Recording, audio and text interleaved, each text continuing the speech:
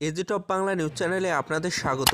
এই মুহূর্তের পর সব থেকে বিরাট বড় খবর, শাওন নাড্ডার সাথে ডক্টর মানিকের সাক্ষাৎ, দলের অন্দরে কৌতূহল, শঙ্কিত অনেকেই। ত্রিপুরার মাননীয় মুখ্যমন্ত্রী যুগান্তকারী ঐতিহাসিক উদ্যোগে চমকে উঠলেন সবাই।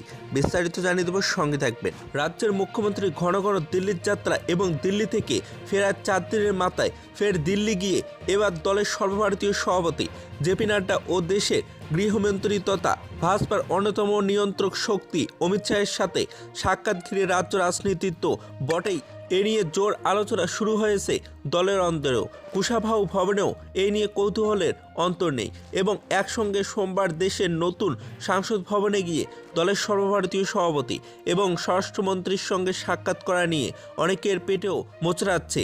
জানুয়ারির শেষের দিনে যখন মুখ্যমন্ত্রী দিল্লিতে উড়ে যান, তখন দিল্লিতে অবস্থান করেছিলেন রাজ্যের বিরোধী দলনেতাও। ফলে সেই সময় মুখ্যমন্ত্রীর সফর ঘিরে ধারণা ছিল হয়তো দুই দলের মধ্যে কোনো সন্ধি স্থাপনের জন্য এই সফর। কিন্তু এবারের সফর আলাদা। মুখ্যমন্ত্রী সাক্ষাৎ করছেন দলের দুই প্রধান সেনাপতির সঙ্গে এবং দলের সর্বভারতীয় সভাপতি জেপি নাড্ডার সঙ্গে। রাজ্যের সাংগঠনিক বিভিন্ন সমস্যা নিয়ে আলোচনা হয়েছে বলে মুখ্যমন্ত্রী তার সামাজিক বার্তায় উল্লেখ করেছেন।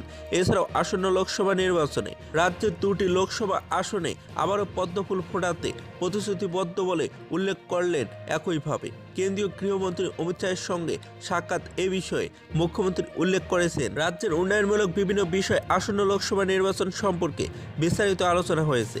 রাজনৈতিক মহলের ধারণা, মূলত লোকসভা নির্বাচনকে সামনে রেখে সাংগঠনিক বিষয়ে দলের শীর্ষ নেতৃত্বের মনোভাব জানতে এবং এই মুহূর্তে রাজ্যের সার্বিক বিষয়ে অবগতি করতেই এই সফর।